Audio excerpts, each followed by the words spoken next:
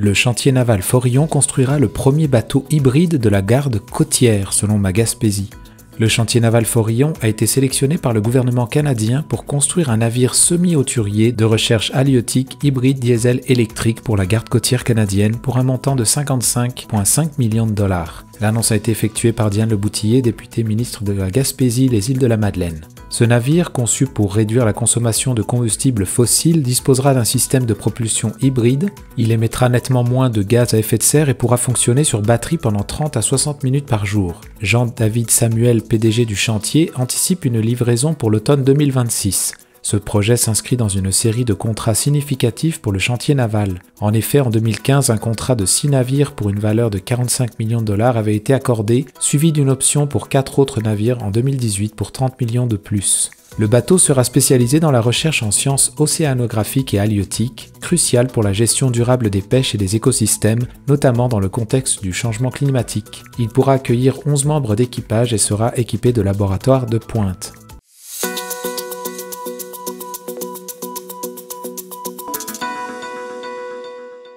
Manifestation à Carleton-sur-Mer et Gaspé, les sages-femmes craignent de perdre leur autonomie selon Ma Gaspésie. Des femmes de la côte de Gaspé et de la baie des Chaleurs ont manifesté pour contester le projet de loi 15 concernant la réforme de la santé qui influencerait la pratique des sages-femmes. Ce projet envisage de placer les sages-femmes sous la supervision du Conseil des médecins, dentistes et pharmaciens, alors qu'elles ont actuellement leur propre association, l'Ordre des sages-femmes du Québec. Ces modifications sont perçues comme une menace à leur autonomie professionnelle. Caroline Hamelin, des Accès Sages-Femmes Baie des Chaleurs, a mentionné les efforts déployés pour établir les services des sages-femmes en Gaspésie, craignant que ce projet de loi rigidifie la structure et réduise l'innovation en région. Nastasia Williams de Accès Sages-Femmes Côte de Gaspé a souligné l'importance de préserver l'autonomie des sages-femmes tout en prônant la collaboration interprofessionnelle. Le projet de loi 15 est considéré comme un pas en arrière et une dévalorisation du rôle unique des sages-femmes. Bien que le CIS de la Gaspésie n'ait pas exprimé d'inquiétude immédiate, les manifestantes, dont beaucoup ont accouché avec l'aide d'une sage-femme, souhaitent faire entendre leurs préoccupations.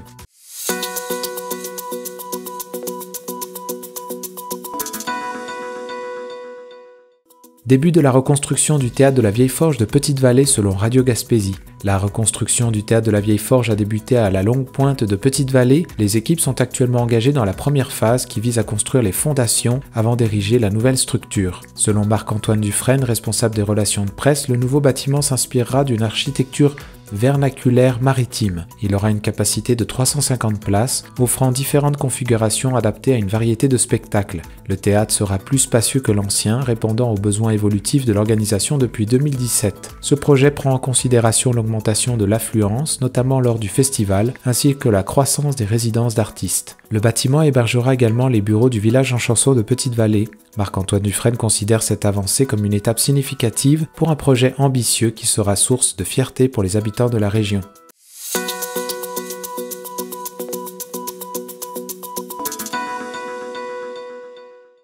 Les maires de Carleton-sur-Mer et Gaspé en mission économique en Europe, selon Ma Gaspésie. Les maires de Gaspé et de Carleton-sur-Mer, Daniel Côté et Mathieu Lapointe, se sont rendus en France pour participer à une mission axée sur l'innovation municipale organisée par l'Union des municipalités du Québec. Ils assisteront d'abord aux assises sur la coopération décentralisée franco-québécoise à La Rochelle. L'objectif est de partager des expériences et expertises avec des villes et entreprises françaises. Ce sommet a été conceptualisé lors de la présidence de l'UMQ par M. Côté, en collaboration avec son homologue français Muriel Fabre. Les thèmes abordés englobent l'attractivité des territoires, la mobilité, le développement durable, la culture et l'innovation sociale. Ensuite, les élus participeront au sommet sur l'innovation en ville médiane à Never, un événement annuel organisé par les villes de Shawinigan et Never. M. Daniel Côté voit ces rencontres comme une opportunité d'apprendre sur l'innovation dans divers domaines. Il a cité l'exemple de la recharge de plage comme solution contre l'érosion des berges.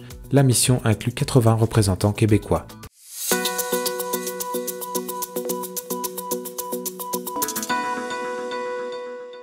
Fruits de mer de l'Est pourra transformer le homard québécois selon Avantage Gaspésien.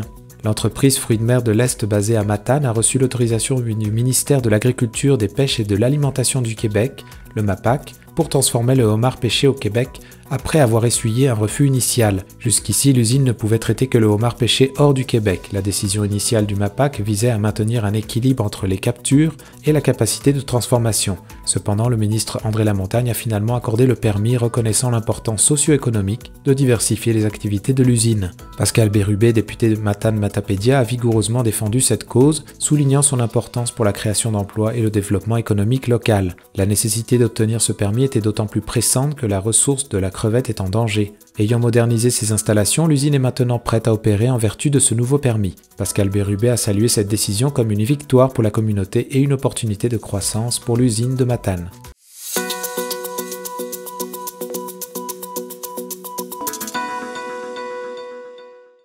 Manifestation contre la fusion des comtés en Gaspésie selon Radio Gaspésie.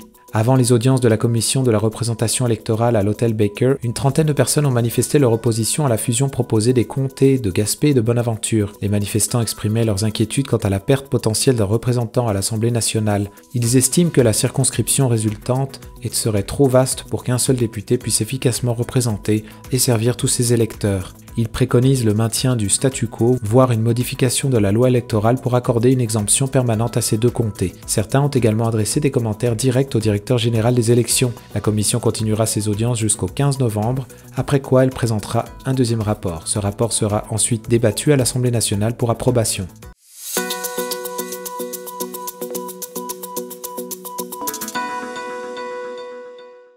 Des sentiers balisés inaugurés au centre-ville de Gaspé selon Ma Gaspésie. 5 nouvelles boucles de sentiers pédestres s'étendant sur 10 km ont été inaugurées sur la montagne derrière le campus de Gaspé du cégep de la Gaspésie et des Îles. Cette initiative est le fruit d'une collaboration entre le collectif des légendes, le Sentier international des Appalaches, divers partenaires financiers et une trentaine de propriétaires. Jean-Marc Hardy, porte-parole du collectif, raconte que l'idée de créer des sentiers est née de la volonté d'offrir des chemins balisés pour éviter que les randonneurs ne se perdent. Les aménagements ont principalement été réalisés grâce au travail des bénévoles et 30 000 $ ont été réunis pour la signalisation. Le collectif envisage une expansion future, notamment en connectant les sentiers aux sites touristiques principaux et en ajoutant des points d'intérêt. Par ailleurs, le Sentier international des Appalaches, s'étirant sur 650 km, a connu des défis cette année, notamment à cause des intempéries, entraînant des coûts d'entretien significatifs. L'entretien normal de ce sentier nécessite un investissement annuel de 150 000 $.